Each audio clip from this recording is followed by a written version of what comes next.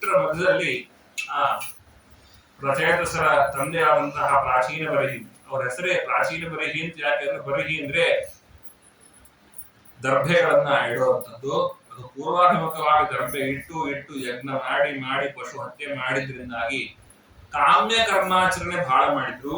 ಕಾಮ್ಯ ಕರ್ಮಾಚರಣೆಯ ಬಗ್ಗೆ ತಾತ್ವಿಕವಾದ ಭಾವವನ್ನ ಮುಟ್ಟಿಸ್ಲಿಕ್ಕೋಸ್ಕರವಾಗಿ ನಾರದರು ಬರ್ತಾ ಇದ್ದಾರೆ. ಕಾಮ್ಯ ಕರ್ಮವನ್ನು ಮಾಡುವುದು ಉಚಿತ ಅಲ್ಲಪ್ಪ. ಯಾಕಂದ್ರೆ ನೀನ್ ಯಾರ್ಯಾರನ್ನ ಪ್ರಾಣಿಗಳನ್ನ ನಿನ್ನ ಇಷ್ಟಕ್ಕೆ ಹೊಂದಿದ್ದೀಯೋ ಅವರೆಲ್ಲ ಮೇಲೆ ಏನ್ ಮಾಡ್ತಿದ್ದಾರೆ, ನೀನು ಬರೋದಕ್ಕೆ ಕಾಯ್ತಾ ಇದ್ದಾರೆ. ತಿನ್ನೋರೆಲ್ಲ ವಿಚಾರ ಮಾಡ್ರಿ, ನಾಳೆ ನಾವೊಂದ್ ದಿವಸ ಹಾಕ್ತೀವಿ. ಯಾಕಂದ್ರೆ ತಿನ್ನುವಾಗ ಆನಂದ ಮುಂದಿನ ತರ ಅಳಿದಿರೋದಿಲ್ಲ. ಅದರಿಂದಾಗಿ ಪ್ರಾಚೀನ ಬರಹಿಗಳು ಹಾಗಾದ್ರೆ ಏನ್ ಮಾಡ್ಬೇಕು ಅಂದ್ರೆ ನಿಮ್ಗೊಂದು ಕಥೆ ಹೇಳ್ತೀನಿ ಅಂತ ಪುರಂಜನ ಉಪಾಖ್ಯಾನವನ್ನು ಹೇಳ್ತಾರೆ. ಪುರಂಜನ ಅಂತ ಒಬ್ಬ ರಾಜರಿದ್ದ. ಅವನು ಹಿಂದಿನ ಜನ್ಮದಲ್ಲಿ 2 ಹಂಸ ಪಕ್ಷಿಗಳಿದ್ವು ಮಾನಸರೋವರದಲ್ಲಿ. ಆ ಹಂಸ ಪಕ್ಷಿಗಳ ಒಳಗೆ ಒಂದರ ಹೆಸರು ಅವಿಜ್ಞಾತ ಅಂತ, ಎರಡನೇವನೇ ಪುರಂಜನ ಆದ.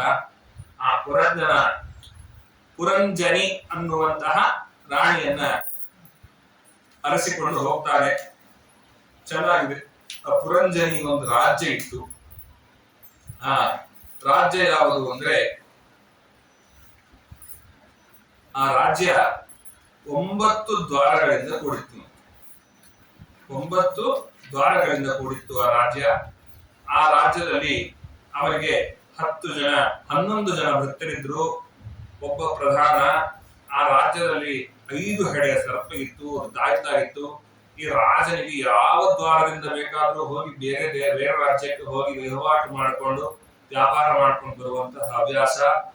ಒಮ್ಮೆ ಈ ರಾಜ ಪುರಂಜನಿಯನ್ನ ಬಿಟ್ಟು ಬೇಟೆಯಾಡ್ಲಿಕ್ಕೆ ಅಂತ ಹೋಗ್ತಾರೆ. ಹೋಗಿ ಬರುವಷ್ಟೊತ್ತಿಗೆ ಅವಘಡಾಗಿ ಹೋಗಿರ್ತದೆ. ಜರ ಎಂಬುವಂತಹ ಸ್ತ್ರೀ ಈ ರಾಜ್ಯವನ್ನ ಹಾಳು ಮಾಡಿ ಹಾಕಿರ್ತಾಳೆ. ಅವರ ತಮ್ಮ ಪ್ರಜ್ವರ ಎಂಬತಕ್ಕಂಥವನು ಸೈನ್ಯವನ್ನ ಕಟ್ಕೊಂಡು ಬಂದು ಈ ಊರನ್ನು ನಾಶ ಮಾಡ್ತಾನೆ. ಆ ನಂತರದಲ್ಲಿ ಆ ಪ್ರಜ್ವರ ಮತ್ತು ಜರರ ಹೊಡೆತದಿಂದಾಗಿ ನಾಶವಾದಂತಹ ಪುರಂಜನಿ ಮತ್ತು ಪುರಂಜನ ಮತ್ತೊಂದು ಜನ್ಮದಲ್ಲಿ ಇವಳು ಪಾಂಡ್ಯ ರಾಜನಾಗಿ ಮಲಯಧ್ವಜನಾಗಿ ಬರ್ತಾಳೆ. ಅವನು ವಿದರ್ಭ ದೇಶದ ರಾಜಕುಮಾರಿಯಾಗಿ ಅವತಾರ ಮಾಡ್ತಾನೆ. ಹಾಗೆ ಹುಟ್ಟಿದಂತವರು ಕಾಲಾಂತರದ ವೈದರ್ಭಿ ಮತ್ತು ಈ ಮಲಯಧ್ವಜ ಇಬ್ಬರು ಮದುವೆ ಆಗ್ತಾರೆ, ಮಕ್ಕಳನ್ನು ಹಡಿತಾರೆ. ಅನಂತರದಲ್ಲಿ ಆ ಮಕ್ಕಳು ಸಂಹಾರ ಆಗ್ತಾರೆ. ಮಲಯಧ್ವಜನ ನಿರ್ಗಮನ ಆಗತ್ತೆ. ಆ ಮಲಯಧ್ವಜ ಸತ್ತಾಗ ಸಹಗಮನ ಮಾಡಬೇಕು ಅಂತ ವೈದರ್ಭಿ ಹೊರಟಾಗ ಆಗ ಒಬ್ಬ ಬರ್ತಾನೆ. ಬಂದವನೇ ಹೇಳ್ತಾನೆ, ನೋಡು ನೀನು ವೈದರ್ಭಿ ಅಲ್ಲ, ನೀನು ಹಿಂದಿನ ಜನ್ಮದಲ್ಲಿ ಪುರಂಜನ ಆಗಿದ್ದೆ. ಇವಳು ಸತ್ತಂತಹವನು ಮಲಯಧ್ವಜ ಅಲ್ಲ, ಹಿಂದಿನ ಜನ್ಮದಲ್ಲಿ ಆತ ಪುರಂಜನಿ ಆಗಿದ್ಲು. ನೀನು ಪುರಂಜನ ಆಗ್ಲಿಕ್ಕೆ ಕಾರಣ ಏನು ಅಂದ್ರೆ ನನ್ನ ಸ್ನೇಹವನ್ನು ಬಿಟ್ಟದ್ದು, ಅವಿಜ್ಞಾತ ಎಂಬುವಂತಹ ನನ್ನ ಸ್ನೇಹವನ್ನು ಬಿಟ್ಟದ್ರಿಂದಾಗಿ ನಿನ್ನ ಅನರ್ಥ ಆಗಿದೆ. ಇದು ನಿಜವಾಗಿ ನಡೆದ ಕಥೆ. ಈ ಕಥೆಯನ್ನ ಹೇಳಿದ್ರು. ಈ ಕಥೆ ಹೇಳ್ತಾ ನಾರದರು ಹೇಳ್ತಾರೆ, ಇದು ಸುಳ್ಳು ಹೇಳಿದ್ದಲ್ಲ, ಸುಮ್ಮನೆ ಏನೋ ಹೇಳ್ತಾ ಇದ್ದಾರೆ ಅಂತ ರೈಲಸಿದ್ದಲ್ಲ, ಇದು ನಿಜವಾಗಿ ನಡೆದ ಕಥೆ. ಈ ಕಥೆಯಲ್ಲಿ ಬರುವುದೆಲ್ಲವೂ ಕೂಡ ಆಧ್ಯಾತ್ಮಕ್ಕೆ ರಿಲೇಟ್ ಆಗತ್ತಪ್ಪ. ಪುರಂಜನ ಮತ್ಯಾರು ಅಲ್ಲ ಜೀವ, ಈ ಪುರಂಜನಿ ಮತ್ಯಾರು ಅಲ್ಲ ಬುದ್ಧಿ. ಇವರಿಗಿರುವಂತಹ 9 ದ್ವಾರದ ದೇಹವೇ ಊರು. ಈ ಊರಿನಲ್ಲಿ ಅನೇಕ ಗಂಧ, ರೂಪ, ರಸ ಇತ್ಯಾದಿಗಳನ್ನ ಸ್ವೀಕರಿಸಲಿಕ್ಕೆ ಇಂದ್ರಿಯಗಳ ಮುಖಾಂತರ ವ್ಯವಹಾರ ಮಾಡುವವನೇ ಜೀವನಾಗಿದ್ದಾನೆ. ಈ 5 ದೇಹ, 5 ಸರ್ಪವುಳ್ಳಂತಹ 5 ಹೆಡೆಯುಳ್ಳಂತಹ ಸರ್ಪ ಯಾವುದು ಅಂದ್ರೆ ಪ್ರಾಣಾಪಾನ ಜ್ಞಾನ ಉದಾನ ಸಮಾನ ಎನ್ನುವಂತಹ ಸ್ವಯಂ ಪ್ರಾಣದೇವರು. ಅದರಿಂದಾಗಿ ಈ ದೇಹಕ್ಕೆ ಹುಪ್ಪು ಜ್ವರ ಬಂದಾಗ ಈ ದೇಹ ನಾಶವಾಗಿ ಹೋಗುತ್ತೆ. ಇದ್ರ ಒಳಗೆ ನಾನಿದ್ದೇನೆ, ಅವಿಜ್ಞಾತ, ನಾನು ತಿಳಿದಿಲ್ಲ, ಅದರಿಂದಾಗಿ ನಾನು ಅವಿಜ್ಞಾತ, ಸರಿದಾಗಿ ತಿಳಿಯದೇ ಇರುವ ಸ್ನೇಹಿತ ನಾನು. ಅದರಿಂದಾಗಿ ನನ್ನನ್ನು ತಿಳಿದ್ರೆ ನಿನಗೆ ಮೋಕ್ಷ ಉಂಟಾಗತ್ತೆ ಅನ್ನೋ ಕಥೆ ಇದರದ್ದೇ ಅಂತ ಹೇಳಿದಾಗ ಪ್ರಾಚೀನ ಬರಹಿಗಳು ಹಾಗೆ ಮುಕ್ತರಾಗ್ತಾ ಇದ್ದಾರೆ. ಇಷ್ಟಾದ ಮೇಲೆ ತಪಸ್ಸನ್ನು ಮುಗಿಸಿ ಹೊರಗೆ ಬಂದಂತವರು ತಪಸ್ಸಿಗೆ ಹೋದಾಗ ಅಲ್ಲೊಂದು ರುದ್ರದೇವರು ಸಿಗ್ತಾರೆ. ರುದ್ರದೇವರು ಹಂಸ ಮಂತ್ರವನ್ನು ಉಪದೇಶ ಮಾಡ್ತಾರೆ. ಆ ಉಪದೇಶ ಮಾಡಿದಂತಹ ಮಂತ್ರವನ್ನು ತೆಗೆದುಕೊಂಡು ಭೂಮಿಯಲ್ಲಿ ಆ ಸಮುದ್ರದಲ್ಲಿ ತಪಸ್ಸನ್ನು ಮಾಡಿ ಹೊರಗೆ ಬಂದಾಗ ಆ ತಪಸ್ಸು ಮುಗಿಸಿ ಹೊರಗೆ ಬಂದ್ರೆ ಎಲ್ಲ ಮರಗಳಿಂದ ತುಂಬಿದೆ. 10,000 ವರ್ಷ ತಪಸ್ಸು ಮಾಡಿದ್ದವರು ಕಣ್ಣು ತೆಗೆದು ಸಿಟ್ಟು ಬಂದು ನೋಡ್ತಾ ಇದ್ದಾರೆ. ಬೆಂಕಿಯಿಂದ ಎಲ್ಲ ಸುಡ್ಲಿಕ್ಕೆ ಶುರು ಮಾಡಿದ್ರು. ಆಗ ಈ ಪ್ರಸಂಗ ಮುಂದಿನ ಸ್ಕಂದಲ್ಲೂ ಮುಂದುವರಿಯುತ್ತಾರಿಂದಾಗಿ ಅಲ್ಲಿ ಬ್ರಹ್ಮದೇವರು ಅಂತಿದೆ, ಇಲ್ಲಿ ಚಂದ್ರದೇವರು ಅಂತಿದೆ. ಚಂದ್ರಾಂತರ್ಯಾಮಿಯ ಬ್ರಹ್ಮದೇವರು ಮಾತಾಡ್ತಾರೆ ಅಂತ ಅರ್ಥ. ಎರಡು ಪರಿಹಾರ ಮಾಡಿಕೊಳ್ಬೇಕು. ಅವರು ಹೇಳ್ತಾರಪ್ಪ, ಇವರ ಮಗಳೇ ನಿಮಗೆ ಹೆಂಡತಿ ಆಗ್ತಾಳೆ. ಅವಳ ಹೆಸರು ಮಾರೀಷೆ, ವಾರ್ಕ್ಷಿ ಅಂತ ಕರೀತಾರೆ. ಇವರ ಉತ್ಪತ್ತಿಯನ್ನು ಇಲ್ಲಿ ವಿಶೇಷವಾಗಿ ಹೇಳಿಲ್ಲ. ವಿಷ್ಣು ಪುರಾಣದಲ್ಲಿ ತುಂಬಾ ಚೆನ್ನಾಗಿದೆ. ನಾವು ಯಾವ ಪಾರಂಪರಂ ವಿಷ್ಣುರಪಾರಪಾರ ಅನ್ನುವ ತಪಸ್ಸನ್ನ ಮಾಡುವಾಗ ವಿಘ್ನವಾಗಿ ಬಂದಂತಹ ಪ್ರಮ್ಲೋಚೆಯ ಸಂತೋಷಪಡಿಸಿ ಅವಳಿಂದ ವಂಚಿತರಾದಂತಹವರು ಮಾಡಿದಂತಹ ಸ್ತೋತ್ರವು ಅಲ್ಲಿ ಬಂದು ಆ ಪ್ರಸಂಗದಲ್ಲಿ ಈ ಪ್ರಮ್ಲೋಚೆ ಅವಳ ಮಕ್ಕಳನ್ನ ಸ್ವೇದ ರೂಪದಿಂದಾಗಿ ಮರಗಳಲ್ಲಿ ಇಟ್ಟು ಹೋಗಿರ್ತಾಳೆ. ಅದರಿಂದಾಗಿ ಮರಗಳ ಮಕ್ಕಳು ವಾರಕ್ಷಿ ಅರ್ಥಾತ್ ಮಾರೀಷೆ ಅವಳನ್ನು ಮದುವೆಯಾಗಿ ಮುಂದೆ ಸಂತಾನವನ್ನು ಪಡಿತಕ್ಕಂಥವರಾಗಿದ್ದಾರೆ. ಅವರ ಸಂತಾನವೇ ದಕ್ಷ ಪ್ರಜಾಪತಿಗಳು ಅಂತ. ಹೀಗೆ ಉತ್ತಾನಪಾದರಾಜನ ಚರಿತ್ರೆ, ಪ್ರಿಯವ್ರತರಾಜನ ಚರಿತ್ರೆ ಇದೆ ಅಂತ ಹೇಳಿದಾಗ, ಹಾಗಾದ್ರೆ ಪ್ರಿಯವ್ರತರಾಜನ ಚರಿತ್ರೆಯನ್ನು ಹೇಳ್ರಿ ಅಂತ ಬಂತು. ಆ ಪ್ರಸಂಗದಲ್ಲಿ ಚೆನ್ನಾಗಿದೆ ಪ್ರಶ್ನೆ. ಪ್ರಿಯವ್ರತ ರಾಜ ಆತ ಈ ಲೋಕದ ಯಾವುದೇ ಜಂಜಾಟಕ್ಕೆ ಒಳಗಾಗುವನಲ್ಲ. ಅವನು ಉತ್ತಮ ಜ್ಞಾನಿ. ಆದ್ರೆ ಅವನು ಸನ್ಯಾಸಿ ಆಗ್ಬೇಕು ಅಂತ ಇಟ್ಕೊಂಡಿದ್ದು, ಮದುವೆ ಆಗ ಯಾಕೆ ಪ್ರಶ್ನೆ.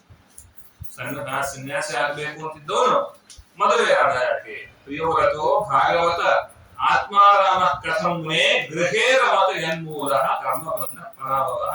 ಪ್ರಿಯವ್ರತ ಮಹಾರಾಜನಿಗಾದ್ರೂ ಸಂತಾನ ಸಂಸಾರ ಈ ಸಮ್ಮಲ್ಲಿ ಆಸಕ್ತಿ ಇಲ್ಲೇ ಇಲ್ಲ. ಸನ್ಯಾಸ ಅನ್ನೋ ಸಮ್ಮಲ್ಲಿ ಆಸಕ್ತಿ ಇದೆ. ಆದ್ರೆ ಸನ್ಯಾಸಿ ಆಗಬೇಕಾದ ಗೃಹಸ್ಥನಾದದ್ದು ಹೇಗೆ ಪ್ರಶ್ನೆ ಹೇಳ್ತಾರೆ. ತುಂಬಾ ಒಳ್ಳೆ ಪ್ರಶ್ನೆ.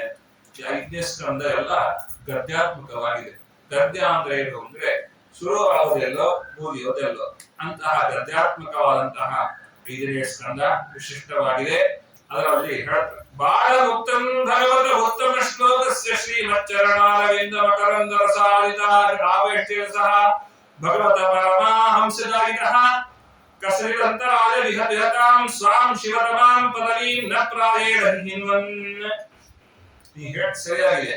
ಭಗವಂತನ ಪಾದ ಪದ್ಮದಲ್ಲಿ ಯಾರಿಗೆ ಮೊದಲಿಂದ ಆಸಕ್ತಿ ಇರುತ್ತೋ ಅವರಿಗೆ ಇಂಥದ್ದು ಯಾವುದು ಜಂಜಾಟಗಳು, ಇಂಥದ್ದು ಯಾವುದೇ ರೀತಿಯಾದಂತಹ ವಿಷಯಗಳು ಯಾವುದು ಬಾಧ ಉಂಟು ಮಾಡಲ್ಲ, ರಾಗದ್ವೇಷಾದಿಗಳನ್ನು ಉಂಟು ಮಾಡೋದಿಲ್ಲ.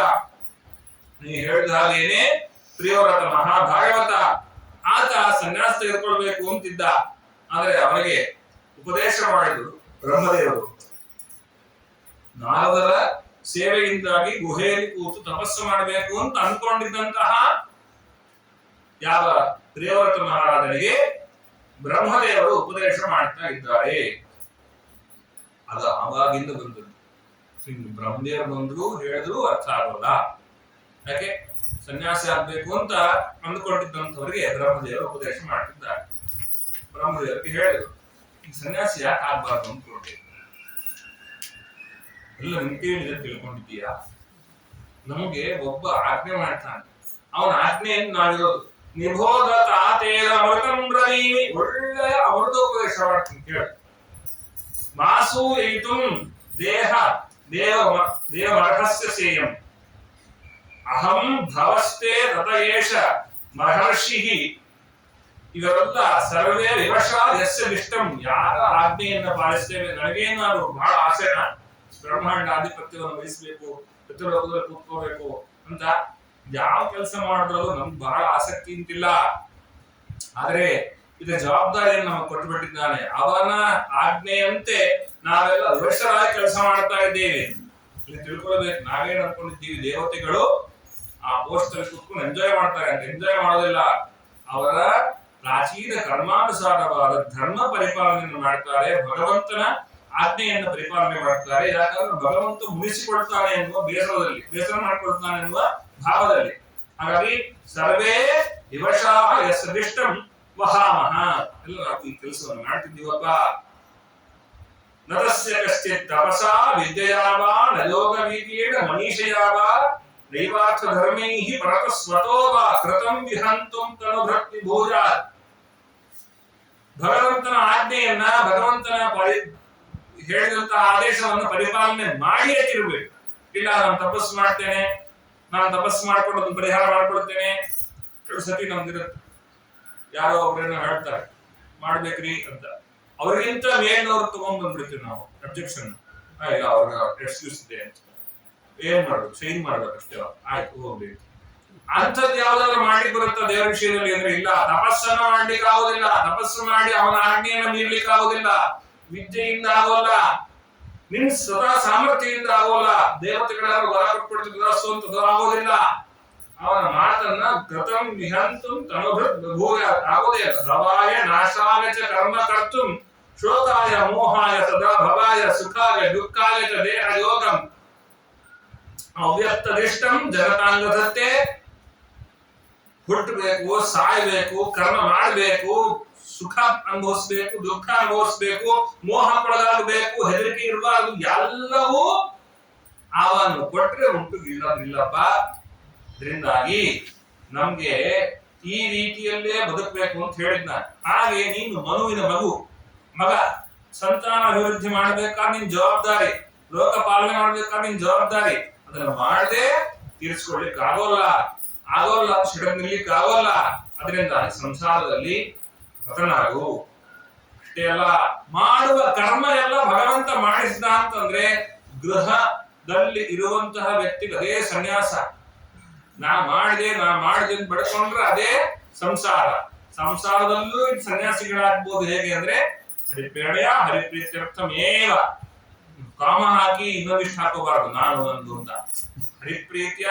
ಹರಿಪ್ರೀತ್ಯರ್ಥಮೇವ, ಅದಕ್ಕೋಸ್ಕರ ಮಾತ್ರ ಅಂತ ಆದ್ರೆ ಆ ಕರ್ಮಾನುಸಾರ ಎಲ್ಲವೂ ಕೂಡ ಭಗವಂತನಿಗೆ ತಲುಪುವ ಮುಖಾಂತರವಾಗಿ ಎಲ್ಲವನ್ನು ಸಂನ್ಯಾಸ ಮಾಡಿದವನಾಗ್ತೀಯ ಭಗವಂತನಲ್ಲಿ. ಇದರಿಂದ ಸಂಸಾರ ನಾಡು ಅಂತ ಹೇಳಿದಾಗ ಭಗವಂತನ ಬ್ರಹ್ಮದೇವರ ಆಜ್ಞೆಯನ್ನು ಪಡೆದು ಅವರು ರಾಜ್ಯಭಾರವನ್ನು ಮಾಡ್ತಾ ಇದ್ದಾರೆ. ಅವರು ರಾಜ್ಯಭಾರ ಮಾಡಿ ಅವರಿಗೆ ಮಕ್ಕಳಾಯ್ತು, ಮಕ್ಕಳಿಗೆಲ್ಲ ರಾಜ್ಯವನ್ನು ಹಂಚಿಕೊಟ್ಟು ತಾವು ಹೋಗ್ತಾ ಇದ್ದಾರೆ.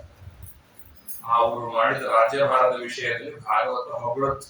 ಆ ಕಾಲದಲ್ಲಿ ಒಂದು ಮಾತಿತ್ತಂತೆ, ಪ್ರಿಯವ್ರತ ಕೃತಂ ಕರ್ಮ ಕೋನು ಕುರಿಯಾತ್ ವಿನೇಶ್ವರಂ. ಭಗವಂತನಲ್ಲದೆ ಇದ್ರೆ ಪ್ರಿಯವ್ರತನಂತ ಅವರು ಇನ್ಯಾರು ಬರ್ಲಿಕ್ಕೆ ಸಾಧ್ಯ, ಇನ್ಯಾರು ಮಾಡ್ಲಿಕ್ಕೆ ಸಾಧ್ಯ? ಭಗವಂತನನ್ನು ಬಿಟ್ಟರೆ ಇನ್ಯಾರಿಗೂ ಮಾಡ್ಲಿಕ್ಕೆ ಆಗೋಲ್ಲ.